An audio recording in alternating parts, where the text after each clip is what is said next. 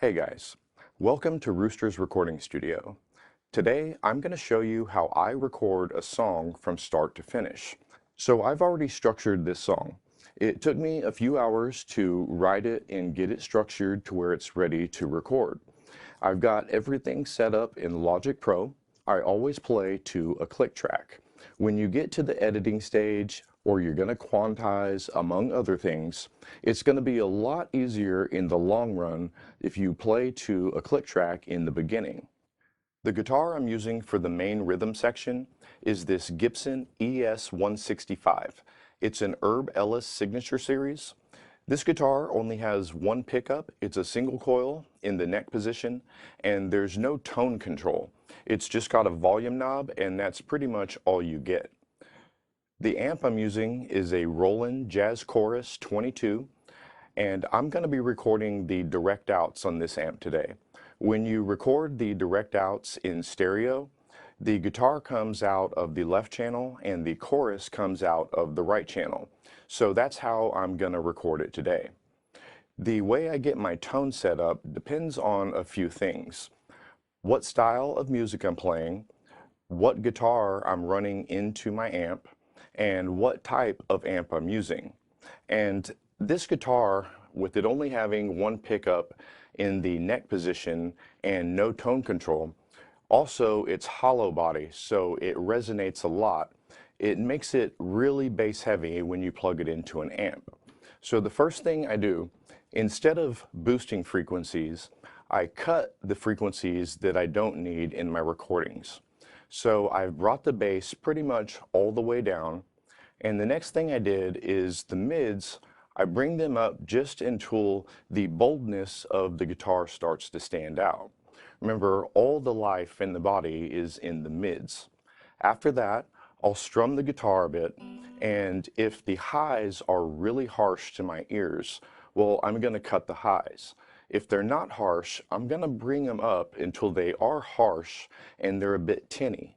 Then I'll bring them back until they're shiny and they're nice. So here we go, guys. I'm going to play through, and if I mess up, I'm not going to stop. It's a lot easier to punch in and fix parts than it is to keep playing a 5-minute song over and over again. So on this song, I'm playing at 110 beats per minute.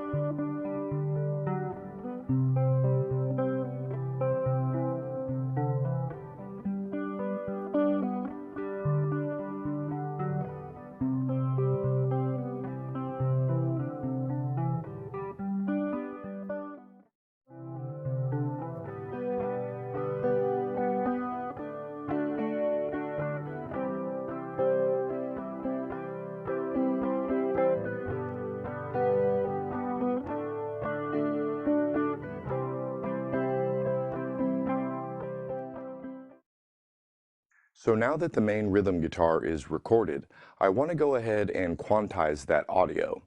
If I left it the way it is, most people probably wouldn't notice, but I want the audio to be in perfect time. So I'm going to show you how I do that real quick, and then we'll move on. So to quantize audio, the first thing you need to do is come up and turn on the flex time button. On this track, I'm going to select polyphonic.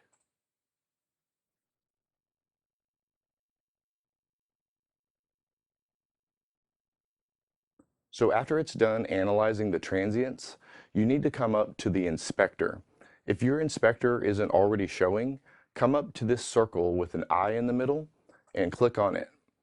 Then there's a drop-down arrow where it says region, and where it says quantize, we're going to turn it on, and I'm going to select an eighth note. And so this track is now quantized. And if we listen now, everything should be in perfect time.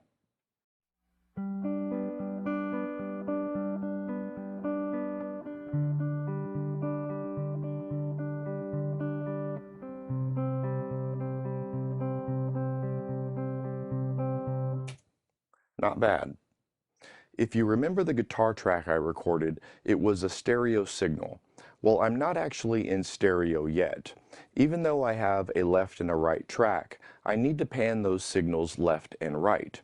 Also, I went back and I recorded a second stereo guitar signal. So I'm going to pan one guitar left with its chorus in the right, and I'm going to pan the other guitar right with its chorus in the left. The next thing I'm going to do is run those guitar tracks through my summing mixer and create a stem. The summing mixer I'm using is a Dangerous Music 2-Bus Plus. It has inserts on it, so I'm going to insert my Manly Massive Passive EQ, and I'm also going to insert my Dangerous Music compressor. On the EQ, I've got a high-pass filter set at 120 Hz, and that's to keep the low end of the guitar from coming through my subwoofer. I've also got a low-pass filter set at 18K. I did quite a significant cut at 150 Hz. That's right above the high-pass filter, but it's to get the last bit of rumble out of the subwoofer. Then I did a small boost at 390 Hz. Those are my low-mid frequencies. And I did a small boost at 1.5K. When you do a large cut in the low end like I did, it's going to make the highs stand out, and sometimes they can be a bit harsh. So to make up for that, I also did a cut at 3.9K. On the compressor, I'm running a 2-to-1 ratio, and I'm getting about 3 to 4 decibels of gain reduction. Right now, I've got the attack and release set to auto. On this machine, when you have it set to auto, the attack and release are set to 30 milliseconds. I've also got a soft knee set on it. On the summing mixer, I've got a small boost to stimulate the harmonic orders, and then I've got the paralimit brought up just a little bit. The paralimit is like running your audio through a large format analog console. The harder you run the signal, the more saturated the sound is. And eventually it starts to break up, but in a good way. So I'm going to go ahead and bounce these tracks down. Now I'm going to add an acoustic guitar strumming over the choruses, and I'm going to add some really simple accents to the verses. I'm just going to play a little bit of it so you can hear the guitars since they've been through the summing mixer. The guitar I'm playing is a Gibson Traveling Songwriter. It's got a 3-band EQ on it, so I've got the lows and the highs turned all the way down, and I've got the mids turned all the way up. I'm running a direct signal right now, and it's just a clean signal.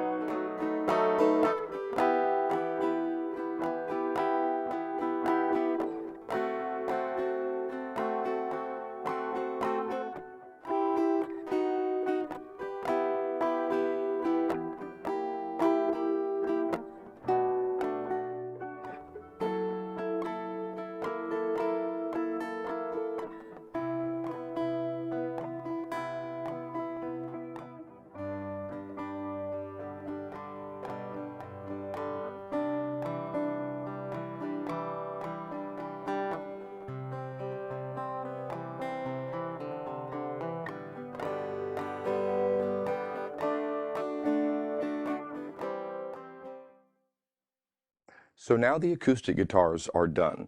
I added some reverb and some delay, and I also added some automation. So the acoustic guitars pan left and right throughout the verses, and on the chorus it stays in the right channel. I ran it through my EQ with the same frequencies as the previous guitar, and on the compressor I also used the same settings, but I slowed the attack down a little bit. That way, the compressor doesn't start right when I start strumming the guitar, and that preserves the dynamics a little bit. I didn't run it through my summing mixer because it's a mono track and there's nothing to sum. On the automation, I'm not panning all the way left and all the way right. It's from about 25 to 25, and I'm going to let you hear it here shortly, but first I'm going to write a bass line. I've got a few ideas, but I'm not sure which way I'm going yet, and what I'm thinking about is in the verses, the guitar is playing arpeggios, and I don't want to cover that up too much. But in the choruses, the guitar is strictly strumming. So I'm probably going to get the bass to open up a little bit more and start talking throughout the choruses. And in the bridge, I ended up modulating to a different key. So I've got to make sure that I transition smoothly from the bridge back to the ending. So I'm going to tinker with that for a little bit and we'll see what I come up with. So I've got a bass line that I like. The bass guitar that I'm playing is a Gibson Les Paul Tribute. I've got flat wound strings on it, and this is a short scale bass, so it's really fun to play. The amp I'm using is an Ampeg PF20T. It's a tube amp, so I'm running it through a Rock Crusher volume attenuator, and I'm going to be recording the direct outs from the attenuator. I could record the direct outs from the amp itself, but the attenuator has a different tone to it. I try different things all the time. I don't usually record direct outs. I actually usually mic everything up. But like I say, I'm just trying something different. So I'm going to push record and we'll see what happens.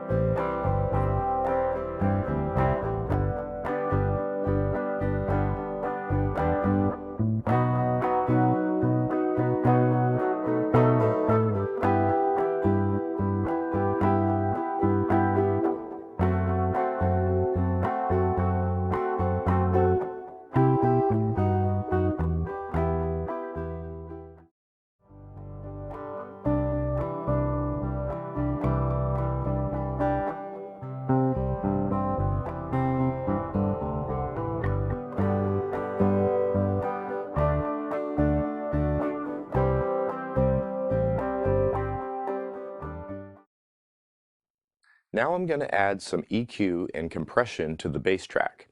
I'm going to do this in real time so you can hear what's going on. On the compressor, I'm going to push play and then I'll find out where I'm going to set my threshold. I'm going to use a slow recovery and I'm going to use a fast attack. On the EQ, I've got a high pass filter set at 22 Hertz and I've got a low pass filter set at 7.5K.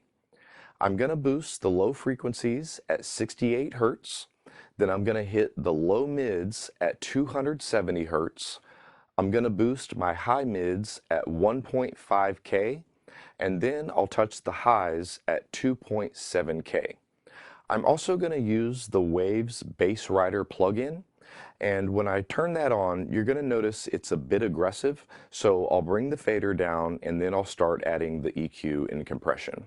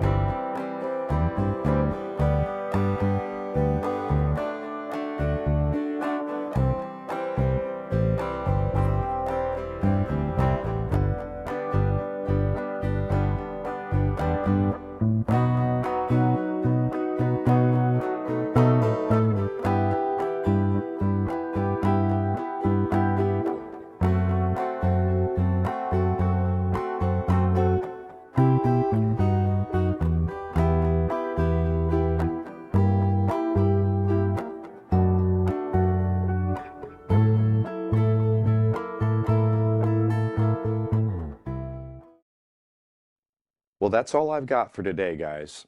If you haven't already, go ahead, click subscribe, and stay up to date with our latest videos.